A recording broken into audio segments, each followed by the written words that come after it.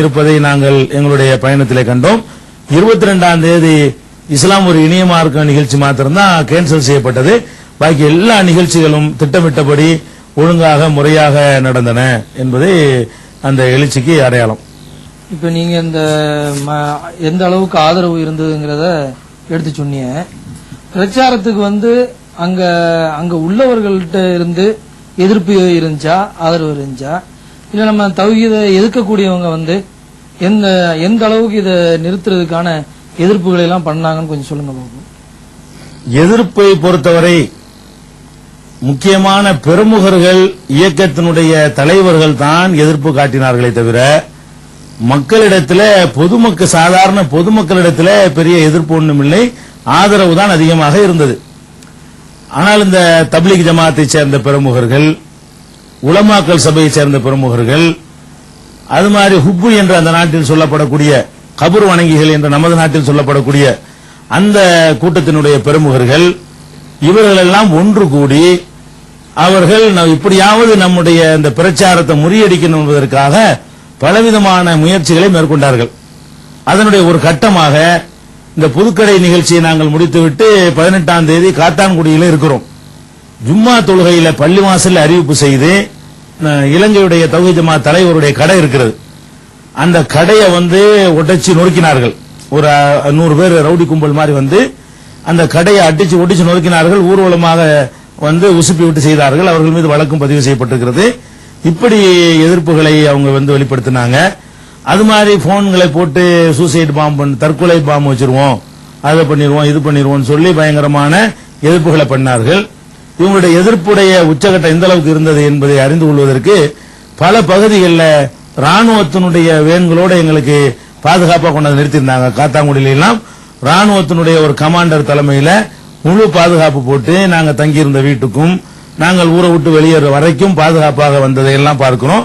அந்த அளவுக்கு பலவிதமான இந்த ரவுடிகளையும் வன்முறையாளர்களையும் அந்த நாட்டில் அண்டர்வேல்டு, அதாவது கூலிக்கு கொலை செய்யக்கூடிய கும்பல் இருக்கிறாங்க, அவர்களை தூண்டிவிட்டு அந்த மாதிரி எல்லாம் அவர்கள் திட்டம் போட்டிருந்தார்கள் என்ற தகவலை அடிப்படையாக கொண்டு எல்லா ஊர்களிலுமே பெருமளவுக்கு படைகள், போலீஸ் படைகளை குவித்து பாதுகாப்பு ஏற்பாடுகள் செய்திருந்தார்கள்.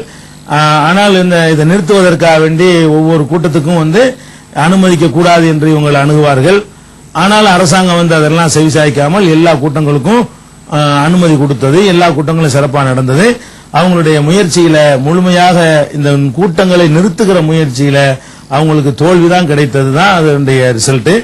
நான் நிறுத்தப்பட்டது என்று சொன்னால் அந்த ஒரு நிகழ்ச்சி, இஸ்லாம் ஒரு இணைய மார்க்கம்ங்கிற அந்த நிகழ்ச்சி தான் நிறுத்தப்பட்டது. மக்களுடைய ஆதரவு இருந்துச்சு, ஆனா பிரமுகர்களுடைய ஆதரவு எதிர்ப்பு தான் அதிகமா இருந்ததுன்னு சொன்னீங்க. உங்களை கைது செய்து விட்டதாகவும் அந்த நாட்டை விட்டு கடத்தி விட்டதாகவும் ஒரு செய்தியை பரப்பி கொண்டிருக்கிறார்கள். அது உண்மையா? அதை பற்றி தெளிவாக சொல்லுங்க. அதாவது இப்ப நாங்கள் கைது செய்யப்பட்டதாகவோ நாடு கடத்தப்பட்டதாகவோ பிரச்சாரம் செய்யக்கூடியவர்களுக்கு நம்ம சொல்லிக்கொள்ள வேண்டிய முதல் செய்தி என்னவென்றால், இதையெல்லாம் நாங்கள் எப்போதும் எதிர்பார்த்து கொண்டுதான் இருக்கிறோம். இந்த நாடு கடத்தப்படுறது, ஜெயிலுக்கு போறதெல்லாம் சத்தியத்தை சொல்லக்கூடியவர்கள் எப்போதுமே அதுக்கு தயாரா தான் இருக்க வேண்டும். அதுக்கு தயாரா இருந்தால்தான் சத்தியத்தை சொல்ல அவங்க முன் வர வேண்டும். அந்த அடிப்படையில் நபிமார்கள் காலத்தில் நீங்க எடுத்துக்கொண்டீர்களே, ஆனால் அவங்க நாடு கடத்தப்பட்டாங்க, உன்னை ஊரை விட்டு வெளியேற்றினோன்னு ஷுவைப் நபிட்ட இல்ல நுகர் ஜன்னகையா ஷுவைப் ஒல்லதீன ஆமனு மாக்கமின் கரியத்தினா, ஷுவைபே உன்னை நம்ம ஊரை விட்டு வெளியேற்றிடுவோம், எங்க மார்க்கத்துக்கு திரும்பி வா என்று ஷுவைப் நபிட்ட கேட்டார்கள். வெளியேற்றப்பட்டாங்க. மூசா நபி ஊருக்கு பயந்து, ஃபிரௌனுக்கு பயந்து ஓட்டம் பிடித்தார்கள். அல்லாஹ்வுடைய அருளால் அப்புறம் காப்பாற்றப்பட்டார்கள், தனி விஷயம். ரசூல் ஸல்லல்லாஹு அலைஹி வஸல்லம் அவர்கள் தாயிஃபுக்கு போனார்கள். அந்த சொந்த மக்களை அடிச்சு கல்லால் அடிச்சு விரட்டி அடித்தார்கள். இந்த சம்பவத்தை எல்லாம் பயான் பண்ணக்கூடியவர்கள் தான் இதுல சந்தோஷப்படுறாங்க. அப்ப நாங்கள் விரட்டி அடிக்கப்பட்டோம்னு சொன்னா, நாடு கடத்தப்பட்டோம்னு சொன்னா, கைது செய்யப்பட்டோம்னு சொன்னா நாங்கள் இன்னும் சந்தோஷப்பட்டிருப்போம். நடக்கலன்னு கவலையா தான் இருக்கிறது. ஏன்னா நாங்க சரியா சொல்லி இருக்கிறோம் என்பதுல இன்னும் எங்களுக்கு நம்பிக்கை வரும். அதனால நாடு கடத்தப்பட்டு விட்டாலும் கைது செய்யப்பட்டு விட்டாலும் சந்தோஷப்படுறாங்க. ஏகத்துவத்துக்கு ஏற்பட்ட அந்த பின்னடைவு இது தனிப்பட்ட ஜெயினுல் ஆபிதீனுக்கு ஏற்பட்டதில்லை. கைது செய்யப்பட்டால் கூட இது தனி நபருக்காக உள்ளதா? இல்ல, நான் சொன்ன கொள்கைக்கு தானே. அப்ப இவங்க எதுல சந்தோஷப்படுறாங்க? இந்த ஏகத்துவ கொள்கைக்கு எத்தனை இடைஞ்சல் வந்தாலும் பரவாயில்ல, அது இவர்களுக்கு மகிழ்ச்சியா இருக்கிறது. அந்த வதந்திகளை பரப்புவதில் இவர்கள் சந்தோஷப்படுகிறார்கள் என்றால் இவர்களை நம்ம அடையாளம் கண்டு கொள்ள வேண்டியதுதான். அடுத்து இந்த நிகழ்ச்சியில என்ன நடந்தது, நாங்கள் எப்படி இங்க வந்தோம் என்று சொன்னால், எல்லா நிகழ்ச்சியும் ஒழுங்கா நடந்து கொண்டே வந்தது.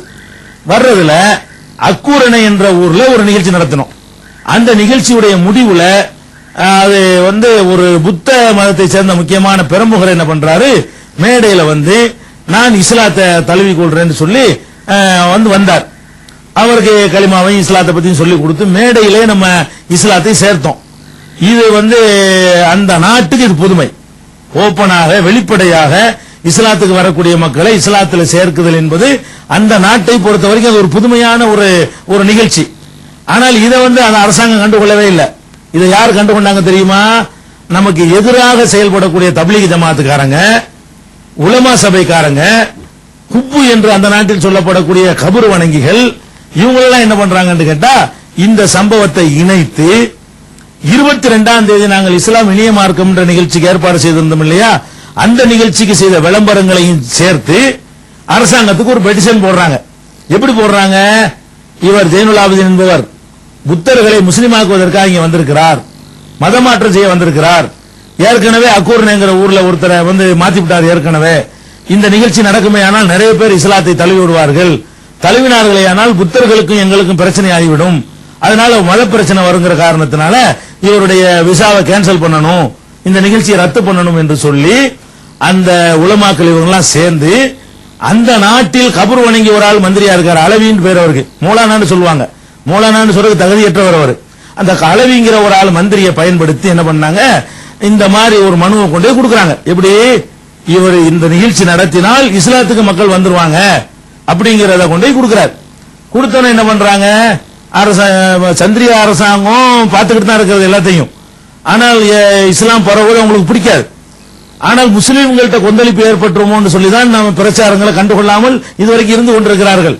முஸ்லீம்கள்ல ஒரு முக்கியமான ஒரு தப்லீக் ஜமாத் என்பதும் மத குருமார்கள் சபை என்பதும் இந்த ஹுப்பு கூட்டம் என்பதும் ஒன்னா போய் சொல்லக்கூடிய நேரத்தில் அவங்க என்ன பண்றாங்க, முஸ்லீம்களை எதிர்க்கிறாங்களா, இது நல்ல சான்ஸ் சொல்லி உடனே என்ன பண்றாங்க, 5:30 மணிக்கு நிகழ்ச்சி நடக்க இருக்குதா, 3:30 மணிக்கு நாங்க உங்களுடைய விசாவை கேன்சல் பண்ணிட்டோம், நீங்க டூரிஸ்ட்ல சுற்றுப்பயணம் என்று சொல்லி